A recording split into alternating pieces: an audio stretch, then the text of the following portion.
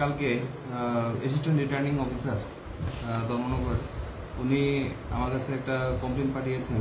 একটা ওনাদের কাছে ভিডিও ভাইরাল হয়েছিল যে গত লোকসভা নির্বাচনে পোলিং স্টেশন নাম্বার 55-22 বাগবাসা অন্তর্গত সেখানে প্রিসাইডিং অফিসারকে কিছু মানুষ ফিজিক্যালি অ্যাসাল্ট করেছে, একটা ভিডিও ভাইরাল হয়েছিল।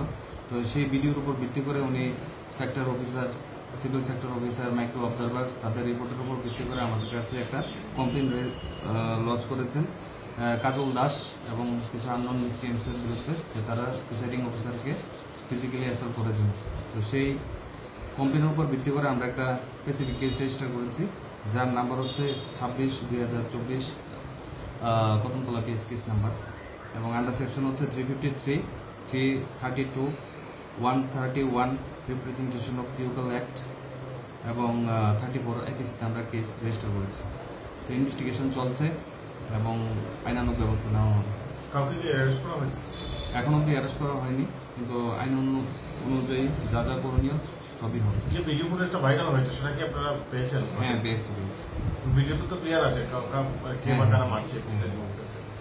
সেখানে কাজল দাস আছে এবং কিছু আননোন আছে যারা ইনভেস্টিগেশন বেরিয়ে আসবে। বিধায়কের বিরুদ্ধে কি কোনো? না, বিধায়ক তো সেখানে কিছু নেই।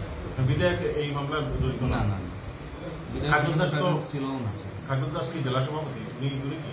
হ্যাঁ, উনি জেলা সভাপতি। ডাক্তারছি আপনারে